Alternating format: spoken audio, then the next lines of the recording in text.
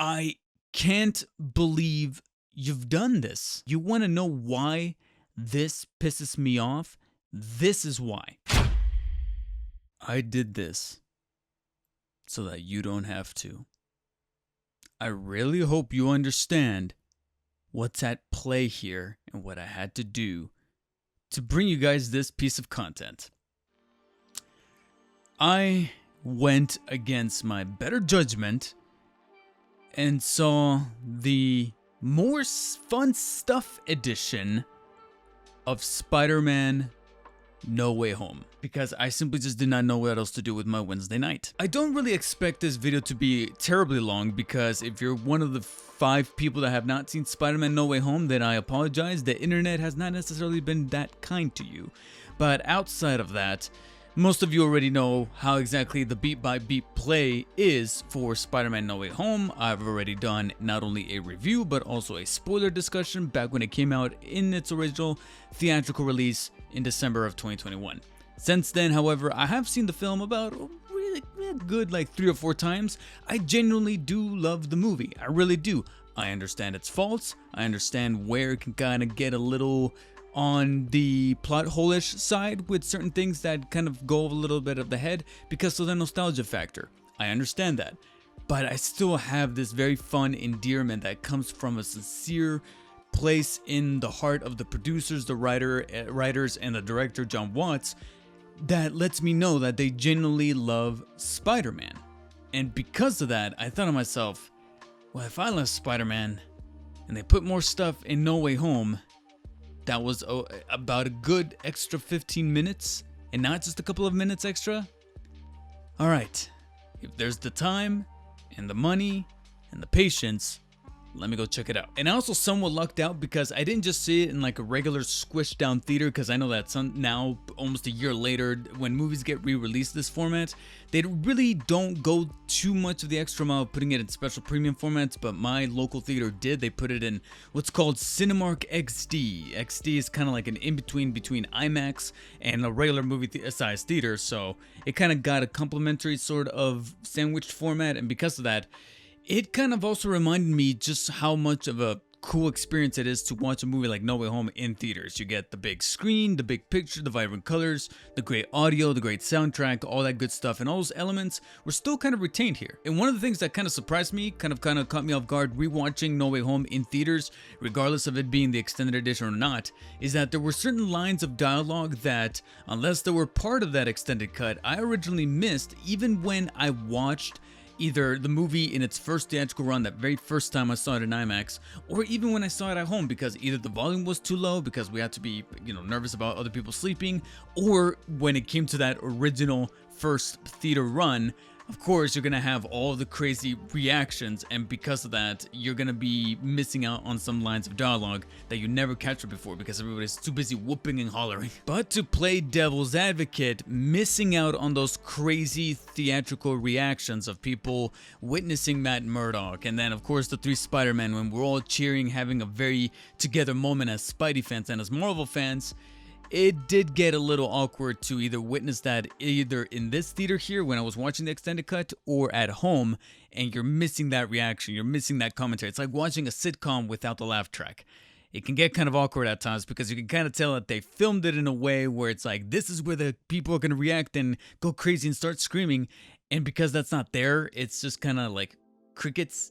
And admittingly, it feels weird. But certainly not as awkward as trying to explain to someone exactly what they added into the more fun stuff edition of Spider-Man No Way Home. So here is where we're going to start to get into a little bit of the differences, because as the movie progresses and we start to get past our inciting incident, which is that Mysterio let everybody know who Spider-Man is. It's Peter Parker.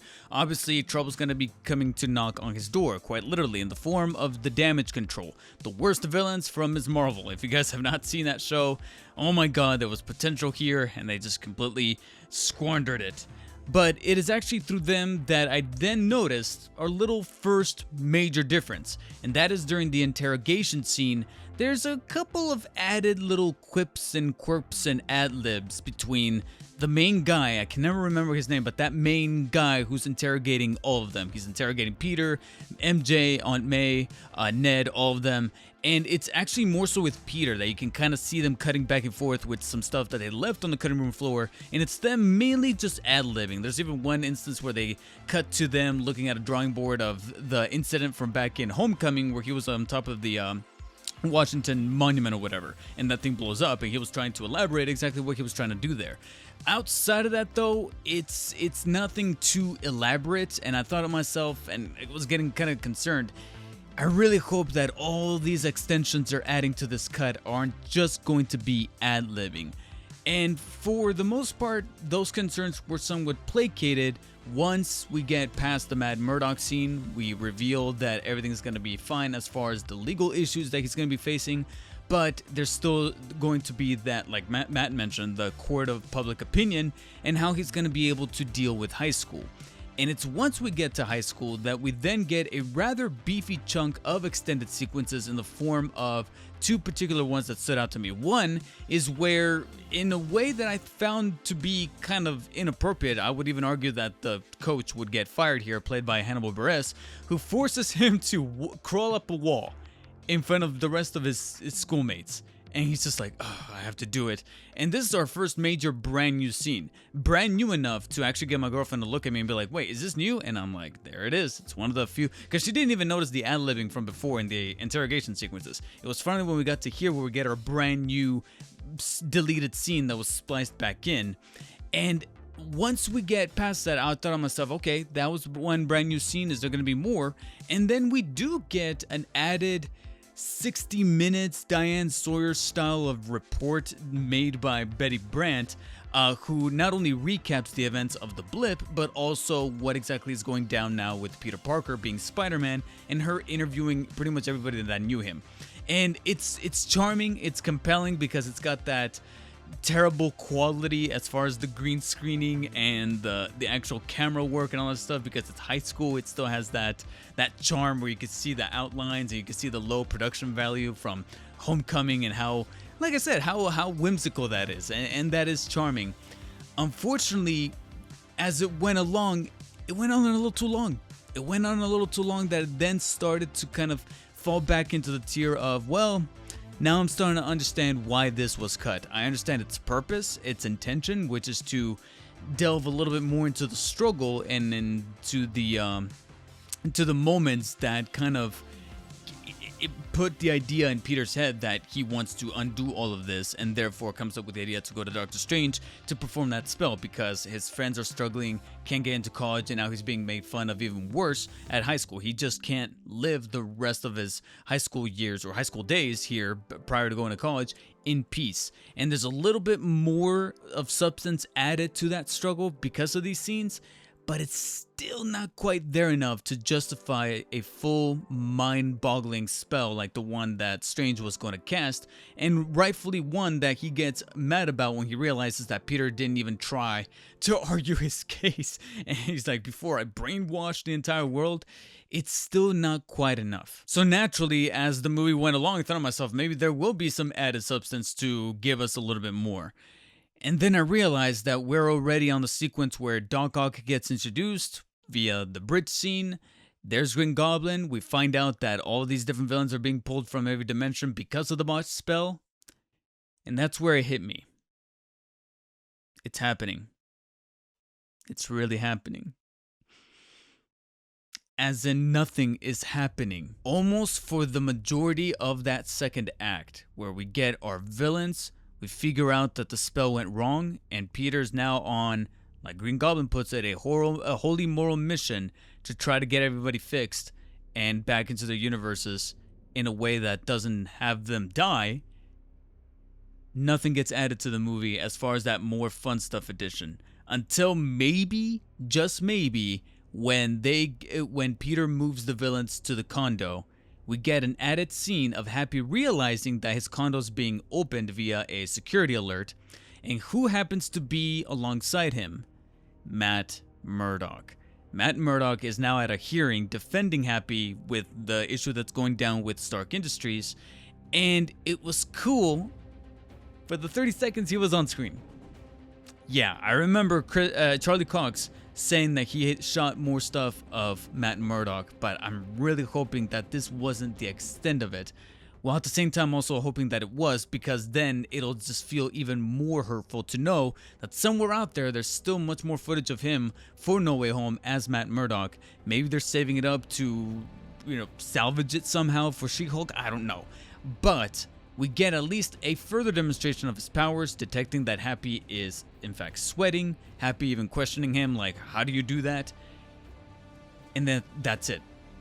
The movie progresses forward with the villains in the elevator scene. I know that that wasn't there before, but it's just them awkwardly standing. There's no added dialogue. And the movie just progresses forward. We get our incident with Green Goblin. Aunt May passes right after she gives her great power comes great responsibility line.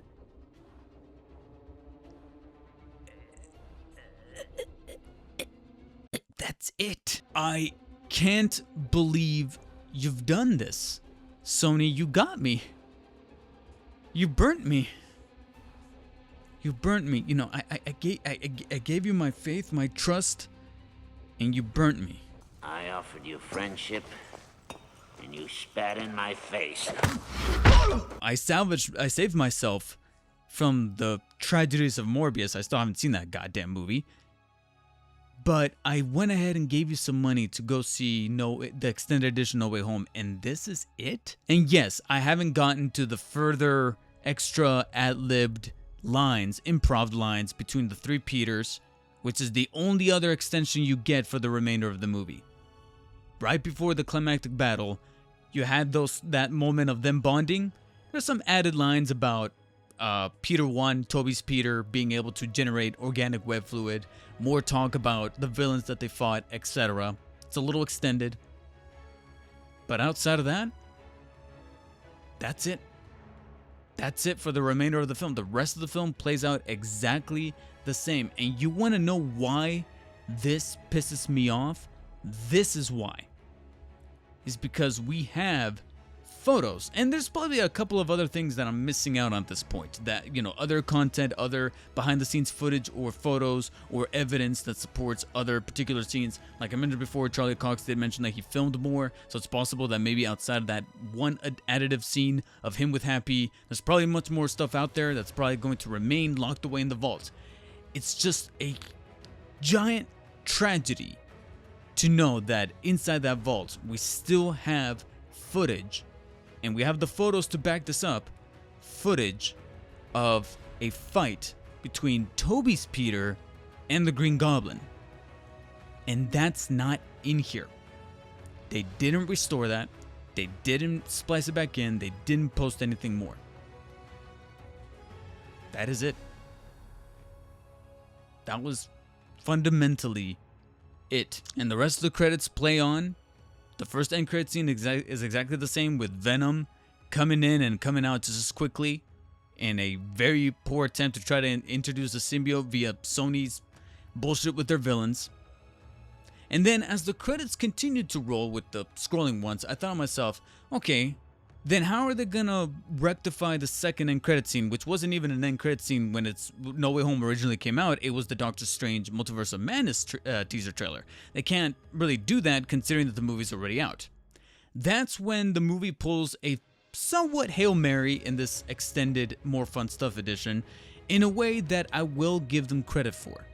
And that is another quick little montage report put together by Betty Brandt celebrating the last few days of high school. And it's clever for three reasons. One, it kind of brings back that charming nature of a high school production looking all terrible with green screening and all that. Secondly, it does a really good job of symbolically telling us, the audience, through the guise of this video, that Marvel, the MCU, is done playing around with a high school version of Peter, and we're moving on to big boy Peter, big Spider-Man. The man in Spider-Man is now progressing forward, either through college or with big boy problems being in the big city. He's no longer just in Queens. He's now going to be full on in New York, and obviously him swinging through Rockefeller Center was symbolic of that at the end of the original cut of the film. But this kind of further stems out a little bit there, because it's them moving away from high school. And then the third and final little detail that I quickly caught on was how this entire compilation that she put together completely cuts out Peter. Peter's nowhere to be found in this compilation. You see an awful lot of Ned, a lot of MJ, a lot of Betty, a lot of Flash, other of the supporting characters from high school, even some of the teachers, but you do not see Peter whatsoever. There's even one shot of a wide angle group photo from Far From Home when they were abroad on vacation, and conveniently a seagull or a bird flies right across Peter's face. And I did think that that was pretty clever, tying in to our final spell, making them forget about Peter altogether. So I thought that those were contextually put together in a somewhat clever format, but it was still not enough to wipe away the shame that I felt of spending extra money on the More Fun Stuff edition. So through my suffering, I hope you guys enjoyed this video. If you did, let me know by hitting the thumbs up button down below. If you didn't, or if you want to throw a message over to Pascal Pictures and Sony about what it was about the No Way Home Extended Edition that was a very glorified missed opportunity, either hit the thumbs down, which doesn't make sense because that reflects on me, but more importantly, let me know in the comment section below, what do you think would have been a better alternate cut for the No Way Home More Fun Stuff edition? Personally, of course, my stance is that they should have added more of that Toby versus Green Goblin fight, but I understand that there's also some previous stuff out there of them using portals to fight the three villains there at the end in an alternate way that would have been kind of neat, or maybe some more added stuff with Matt Murdock and other characters that could have potentially made a cameo. Let me know your guys' insights in the comment section below, or if you have seen the extended cut, what did you think about it? Let me know. Make sure to subscribe for more Spider-Man and Batman content coming up here on the channel very soon. And as always, guys, stay humble and just watch No Way Home at home. Stay at home. God.